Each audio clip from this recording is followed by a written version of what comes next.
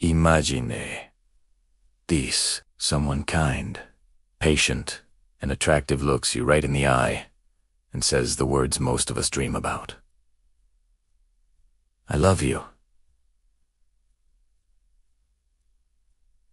Sounds perfect. You'd think we'd smile, take a deep breath, and just believe them. But here's the crazy truth. For a lot of us, those 3 words don't just spark joy. They trigger panic, doubt, suspicion, a fear that any second they're going to change their mind, meet someone else, or even leave us completely. And when love feels too good to be true, we start sabotaging it without even realizing it. Why does this happen? Well, trusting love doesn't come naturally to everyone. For some, a declaration of love feels unbelievable, like a trick or a setup. Instead of calm, it sparks a roller coaster of emotions. Hope one minute, despair the next. Excitement followed by suspicion. Wanting closeness, but fearing betrayal. Psychologists call this anxious attachment. But, honestly, that's too gentle of a label.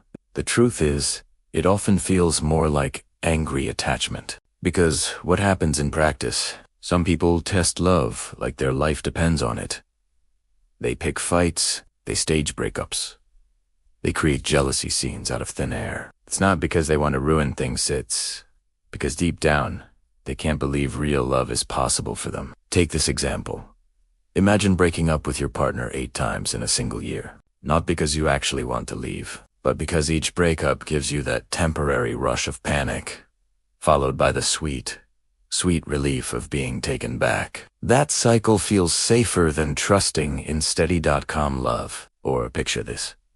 Your partner goes out with a friend. Instead of trusting them, you blow up their phone, convinced they're lying. They buy you a thoughtful gift, and instead of enjoying it, you pick a fight about the cost. You accuse them of betrayal online and then grill them for hours until they prove their innocence.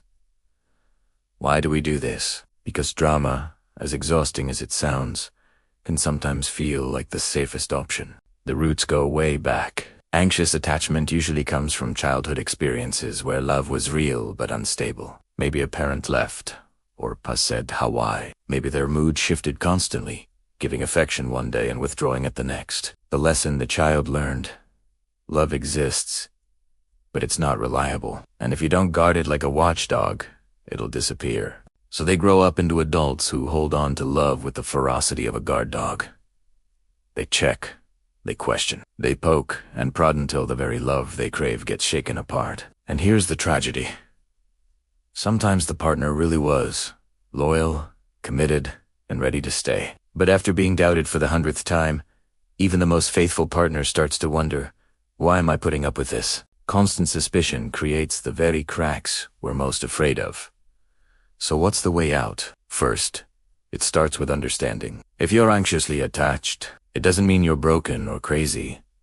It means your brain built a survival system based on your past. You can respect the younger version of yourself who invented that system. It was a smart strategy for a 5-year-old. But as an adult, you don't need it anymore. Instead of hiding it, try naming Italiano. Tell your partner, hey, I don't mean to get angry. I am who's scarred. I don't want to doubt you, but sometimes I don't know how not to. That kind of honesty can transform a relationship. And if you're the partner of someone anxious, don't take their behavior as a personal attack. See the fear underneath the anger. Sometimes the best response isn't words. It's a hug so strong it says, you're safe. I'm not going anywhere.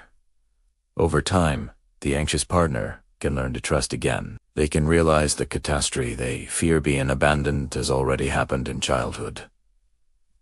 It doesn't need to repeat. With adult wisdom and the right amount of reassurance, they can finally let go of the endless tests and dramas. They can start living in the peace and ease that love was always meant to bring. If you see yourself in this constantly testing, constantly fearing, it's not a flaw. It's a scar, a story from your past. And the good news is, you don't have to keep reliving it. So ask yourself, what would it feel like to finally stop testing and just let love be? If this video struck a chord with you, drop your thoughts in the comments. Have you ever been the anxious one or the partner on the receiving end? Let's start a conversation. And hey, don't forget to hit like, share this with a friend who needs to hear it, and subscribe for more videos on love, psychology, and how to break free from the patterns that hold us back. Because love doesn't have to feel like a battle. Sometimes, the bravest thing we can do is trust.